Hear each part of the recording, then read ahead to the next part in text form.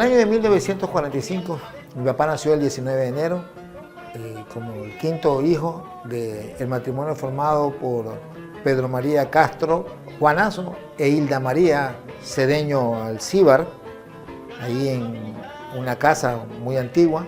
Balsara solamente tenía una vía principal y el centro se llamaba Las Cuatro Esquinas, que hasta la actualidad se sigue llamando Las Cuatro Esquinas. Y el resto era puras calles de tierra, ¿no? Y solamente senderos y todo eso. Y las casas eran de madera, de transporte básicos nada más. La mayoría de la gente se transportaba en un caballo, en burro. La gente del campo venía al pueblo a vender sus productos agrícolas o ganaderos y así mismo compraba las otras cosas y se las llevaba. Y pasaban toda la semana por allá adentro, ¿no?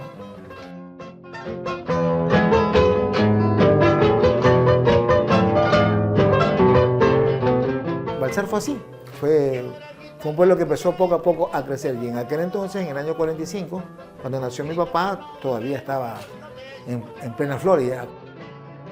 Él siempre ha sido de una situación muy humilde, muy sencilla. Llegaron a ser 8 hermanos, entonces 3 varones y 5 mujeres, entonces realmente la situación sí fue complicada para los 2 padres. Él también buscaba la forma de ayudarle a mi abuelita y él salía y vendía, cogía huevos duros y vendía en los buses, o fundas de jugo vendía en los buses, o fundas de cola vendía en los buses. Él salía ahí a ver cola, funda de cola, funda de jugo, huevos y todo eso. Y con eso cumplían algo y le apoyaba a mi abuelita.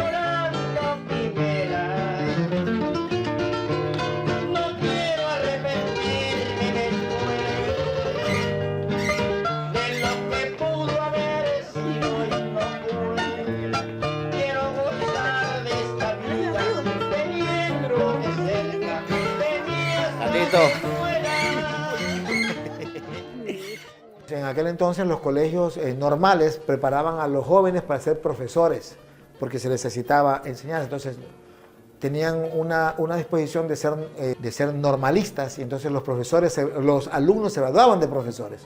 Y una vez graduados, inmediatamente eran puestos a un recinto o alguna escuela en algún lugar para que empiecen a dar clases, mientras se iniciaba todo el proceso de legalización de su nombramiento como profesor. Él fue en el recinto briseño, en Salitre, y de ahí el coordinador o el supervisor de esa área le pidió que vaya a Lomas de Sargentillo a reemplazar a una profesora que estaba embarazada. Pues mi papá aceptó y estando ya le ayudó eso a hacerse bien amigo del supervisor, y fue ese supervisor que le ayudó a que su nombramiento se lo den rápido. Como dicen por ahí, en tierra de ciegos el tuerto es rey, y mi papá era la persona más culta que existía en ese recinto, porque era recinto en Lomas de Sargentillo. Entonces, los jefes, todos los duros de ahí del pueblo, lo buscaban a mi papá porque era el profesor. Y aparte, pues mi papá tenía su carisma, su don de gente y era cantante. y de esa manera empezó a caerle bien a la gente porque cantaba bien, cantaba música nacional, venían unos guitarristas por ahí y ya eran unas buenas chupas que terribles para el profesor.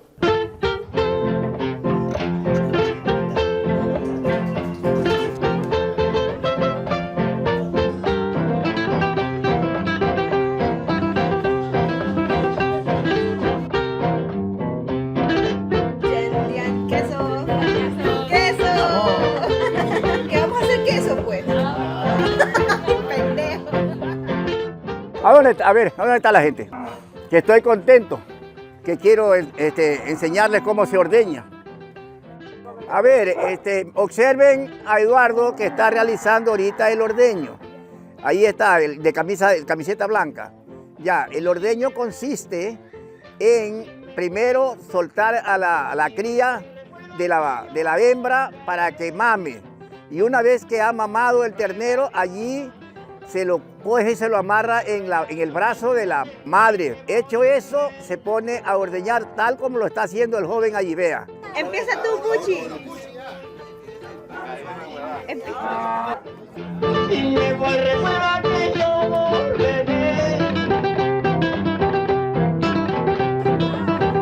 regaló. Bien, primo. Regaló que algún día tendré que volver. Aquel amor que se fue. No están hechos para ordeñar vacas. Lo quise intentar, medianamente intenté. Aquel amor que se fue, mas nunca volvió. ¿Qué tal está? Está riquísimo. Que así soy yo.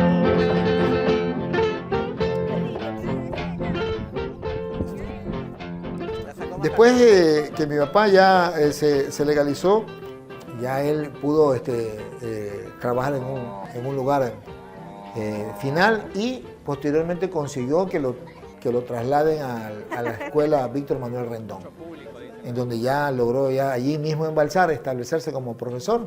En aquel entonces no había como ahora, pues no, que existen maternales, parvularios, los profesores de básica, los de más avanzados.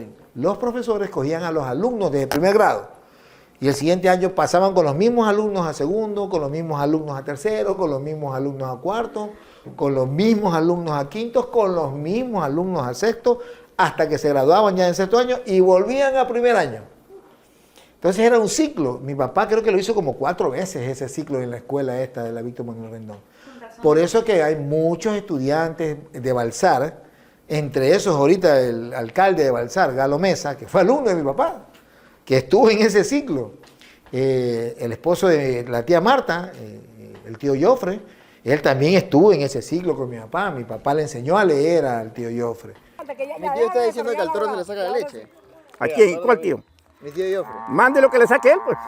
Una de las cosas que marcó la vida de mi papá fue cuando lo llevaron como cantante, porque mi papá en su adolescencia, como tenía muy buena voz, siempre con los requintistas, con guitarristas cantaba canciones, pasillos nacionales, y ahí también se ganaba su dinero, porque él salía a dar serenos. Era contratado para dar serenos, porque en aquel entonces los enamorados o los esposos que le querían pedir perdón a su esposa o alguna cosa por el estilo, le llevaban serenos. Entonces mi papá era contratado, desde los 15 años, 16 años empezaba a cantar. Y pues en una de esas, en el año 69, pues lo llevaron a un recinto que se llamaba El Limón, para hacer una presentación de guitarra con música y él cantar. Y las circunstancias del destino le permitió que en ese lugar conociera pues a la que terminó siendo su esposa y mi madre, a Teresa Leonor Fajardo Aguayo.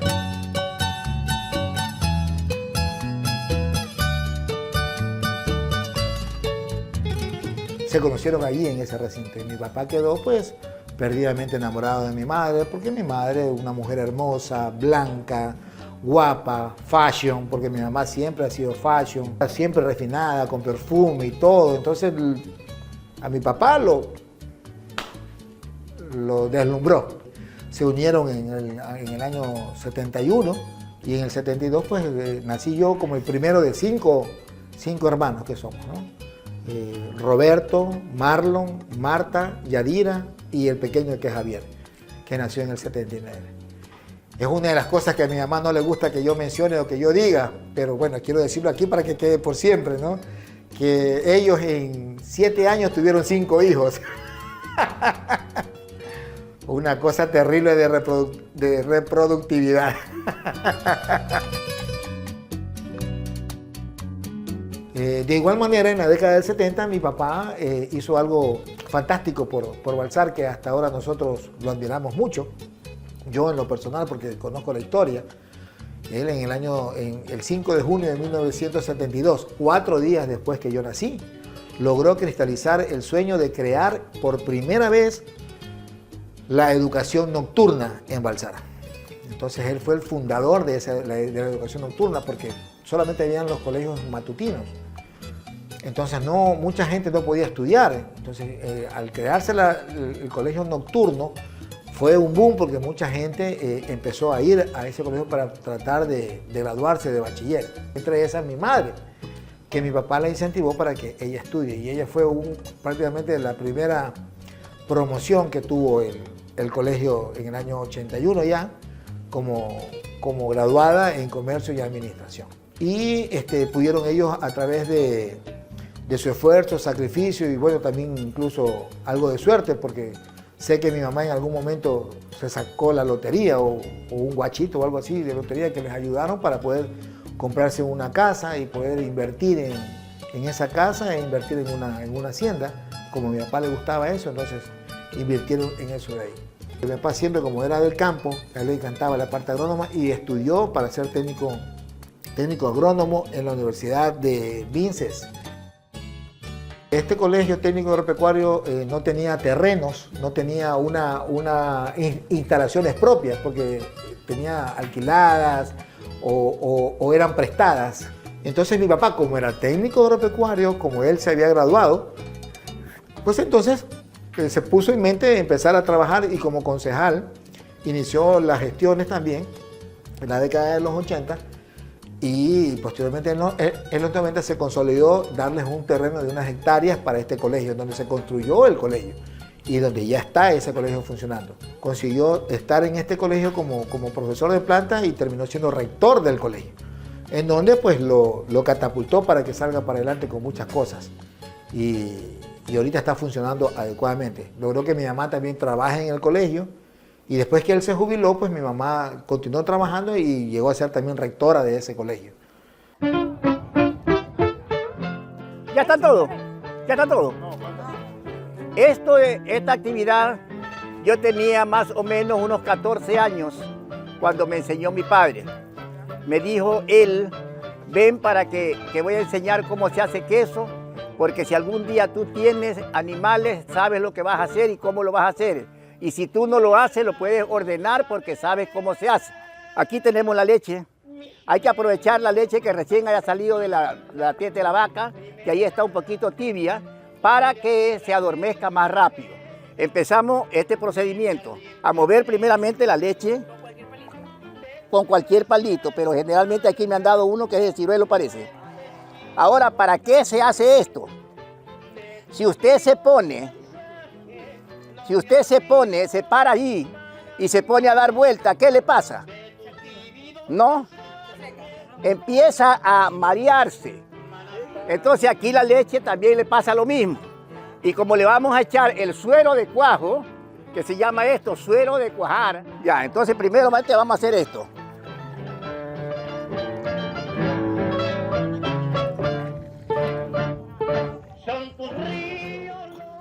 Ya le pusimos el suero. Aquí ya tenemos que esperar 15, 20 minutos, quizás hasta una media hora, porque depende que la leche no haya estado del todo fría. Porque si ha estado fría, ahí tenemos dificultades. Tatito, entonces el queso no se hace con leche hervida. No, leche cruda. Ahí como está aquí. Así es. El doctor, ¿qué dice el doctor? Con ese palo me dejó dudando.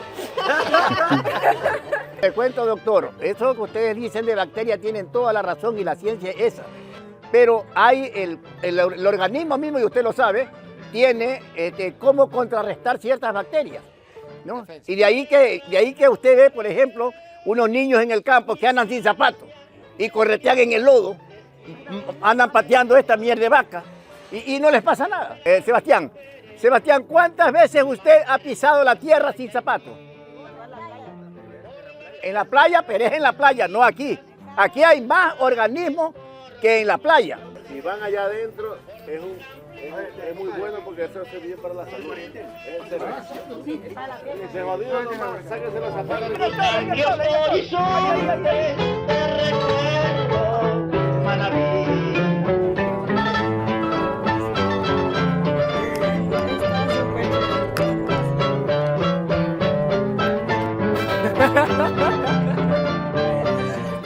Aquí en Balsar agarrando nutrientes del piso, de la mierda de la vaca. Ella cual ninguna hospitalaria, para el alma solitaria, para el yermo corazón. Mi papá tuvo algunos golpes. En el año 84 pues falleció su papá, o sea, mi abuelito. Le golpeó mucho porque era su mejor amigo y confidente, con el cual en muchas ocasiones yo lo vi conversar, y mi abuelito le daba muchos consejos a mi papá, como ahora él lo hace con nosotros. Y bueno, ahora nosotros lo hacemos con nuestros hijos, ¿no? Y en el año 88 se fue la mamá. Recuerdo que esa fue la primera vez que lo vi llorar a mi papá. Tenía una imagen de un hombre bien fuerte, bien llanto, nada que ver. Los hombres no lloran, ¿no? Pero aquella vez lo vi quebrarse a mi papá. Fue la primera vez cuando lloró en el féretro de mi abuelita.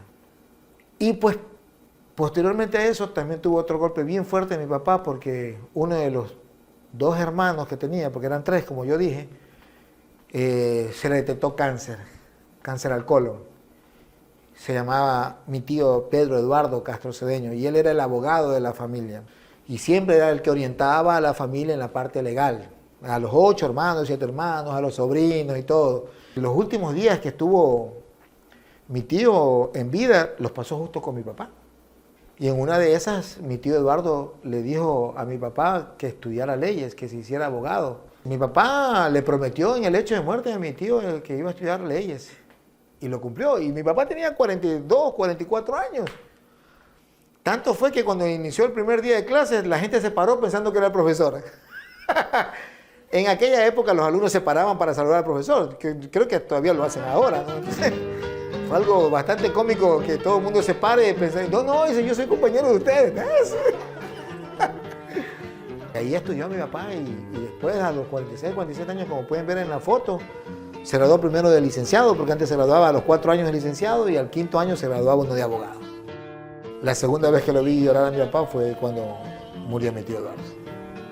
Y bueno, pero el gran regalo que le dio fue que estudie leyes.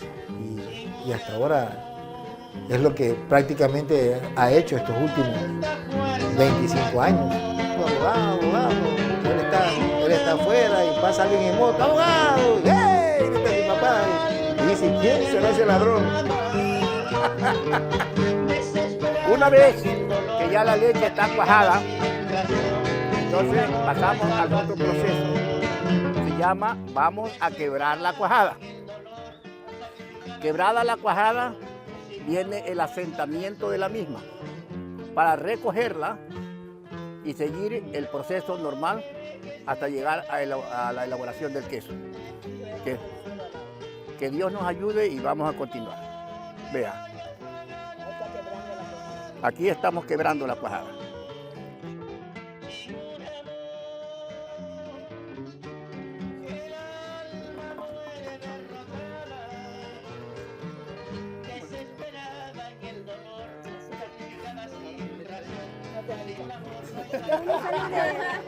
El público televidente puede ver de dónde heredamos el buen humor.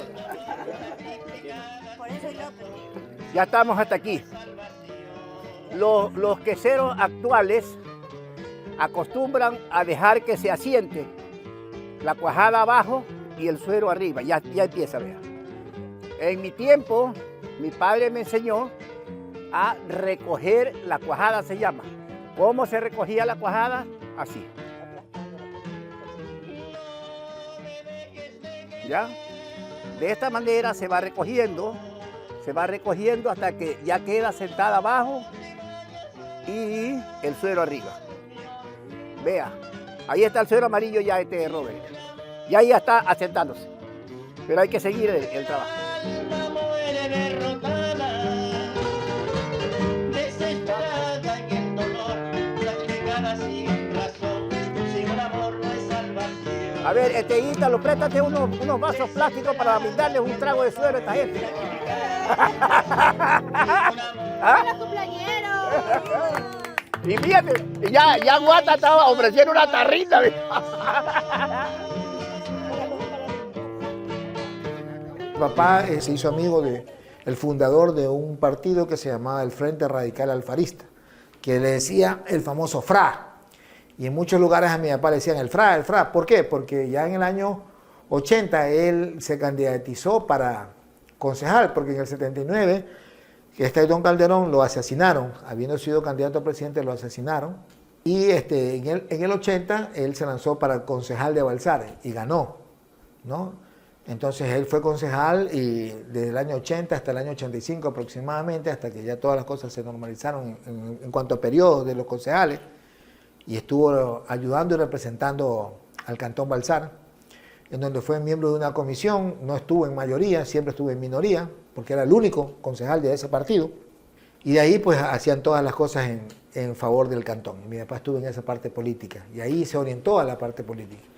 Como podemos ver, mi papá tuvo buenos contactos. En esta foto está junto a Jaime Aspiazo Seminario, que fue el candidato a presidente en el año de 1988 para presidente de la República, que en aquel entonces ganó Rodrigo Borja, recuerdo.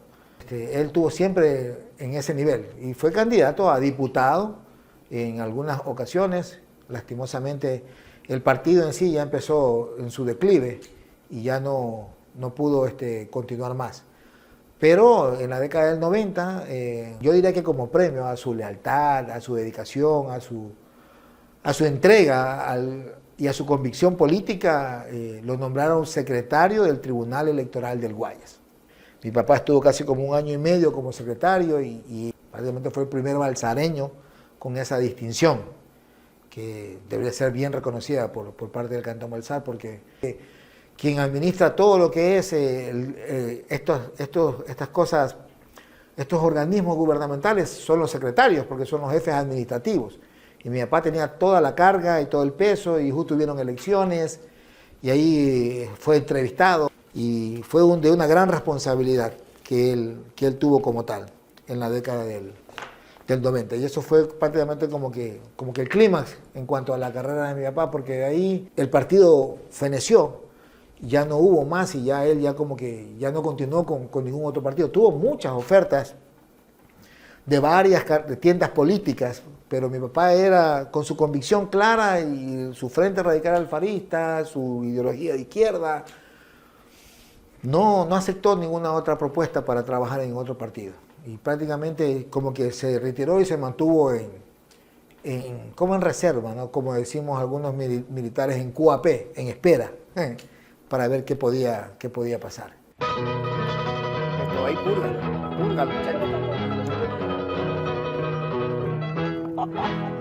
A ver, ¿quién quiere tomarse un vaso de suero? Pero pruébelo nomás, mijito. No tome mucho porque se le afloja el estómago. Ahí nomás. No puede ser más. Más. Eso es lo que va a botar hoy. No tiene sabor más. No, sí, eso es sabrosísimo. El suero es... Y se va haciendo como, de ahí se va como recogiendo y se hace una bolita. Eso se saca, se pasa. Eso se pasa a botar. No importa, yo estoy bien. Lo que tiene que viajar son ellos. Yo me siento bien. Todos estamos bien. Los que tienen que viajar no comen queso. Es lo que dijo, tomemos una foto para que el tantito vea quiénes son los que vemos todos aquí. Hay puñales. Es avipá. Vea, comandante, ya está apareciendo.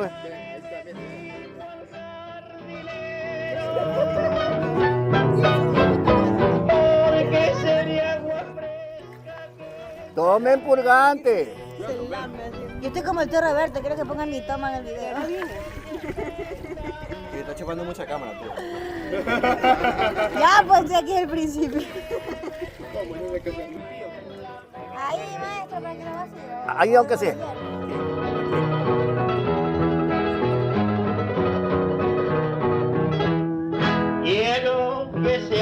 aquí mientras yo viva y que no tengas ni un dolor siquiera.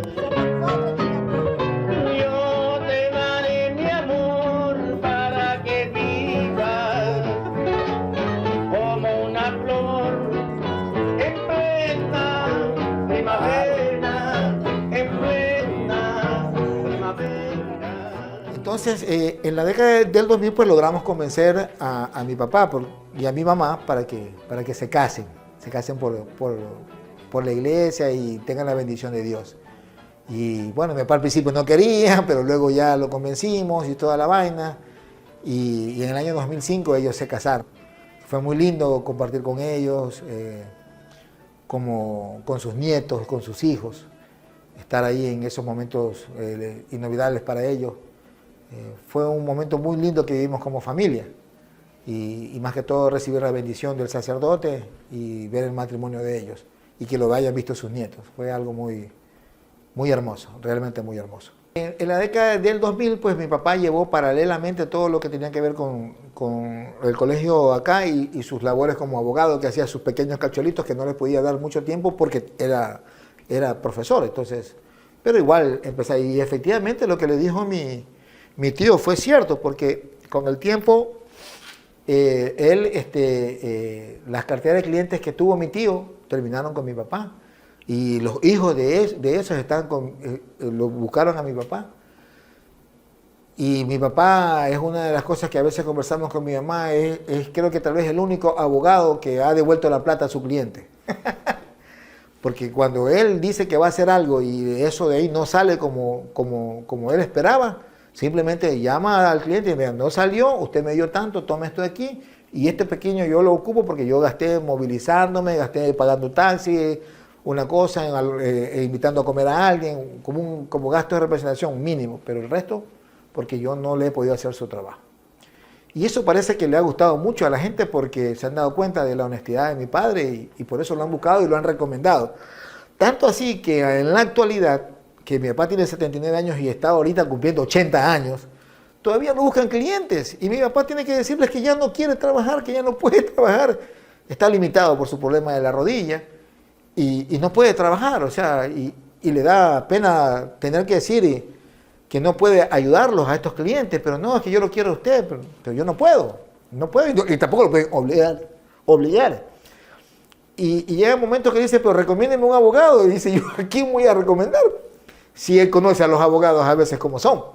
Y peor sería recomendar a alguien que no sea tan profesional y honesto como lo ha sido mi padre.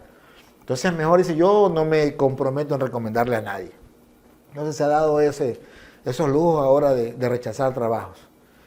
Entonces, y eso para nosotros que lo sabemos nos ha llenado de mucha admiración. Mucha admiración.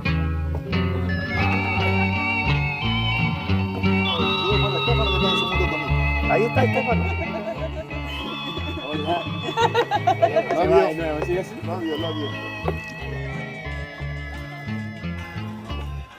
Ahí viene la tercera parte, que es ponerle la sal y hacer la cuajada. La sal. Ay, vea cómo está ahora. ¡Ey! Vea cómo está.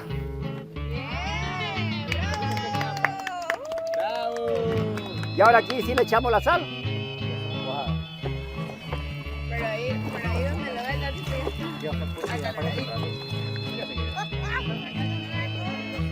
Claro, y un maduro asado. Y nos vemos.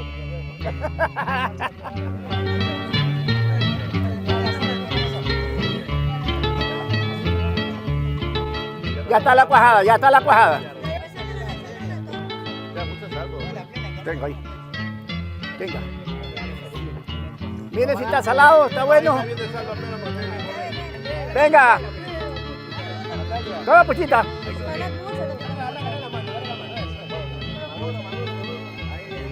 Un platillo y maduro. Vaya a traer los platillos, dígale a Manuel que le preste platillo.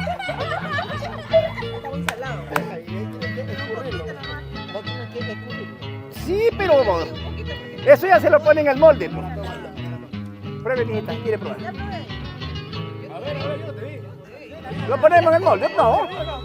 Déjame darle. Pero déjalo que trae, bebé. Pero es que yo solo voy a tomar foto al plato. Ah, ya. Ah, ok. Puchita que roba mucha cama. A ver, yo, pero lo maduro. Y ahí, aquí está para su cena. Y los demás que se jodan.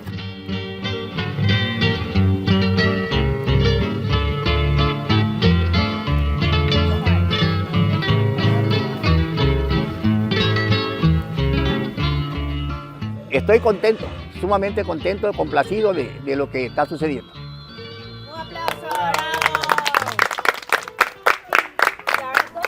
Actualmente, pues, como puedes ver, han pasado 80 años desde que nació mi papá, en donde hemos casi medio resumido algo de la vida de él y de las cosas buenas que él ha realizado. No ha sido una persona perfecta, también ha tenido sus errores, pero de alguna u otra forma han sido mínimos comparado a las cosas buenas o las virtudes que él ha tenido y que nos ha transmitido a nosotros, sus hijos, y a través de nosotros a sus nietos. Y esperamos que así a los bisnietos y tataranietos, que tal vez Dios quiera que los vea, pero si no los ve, pues lo importante es el legado que se deja, que es lo que se quiere. Y justamente hemos visto en este documental cómo ha transmitido ese conocimiento, llegando de forma lenta, pausada, limitada, a enseñarle a sus nietos cómo se hace un queso, que nunca lo habían visto en su vida. Desde el ordeño, donde él hizo un esfuerzo sobrehumano para ordeñar una vaca, que ustedes lo han visto, y a la vez enseñarle a sus nietos con el suero cómo se hace el queso, empezar a recogerlo, empezar a hacerlo una masa, ponerle la sal y luego pues degustarlo. Y que los nietos compartan y digan: qué rico, tatito, el queso que has preparado, y que ya sepan cómo se hace un queso y tengan la idea de lo que es un queso, como algo mínimo, como una enseñanza mínima, como un legado para los nietos, y que claro, será recordado por siempre.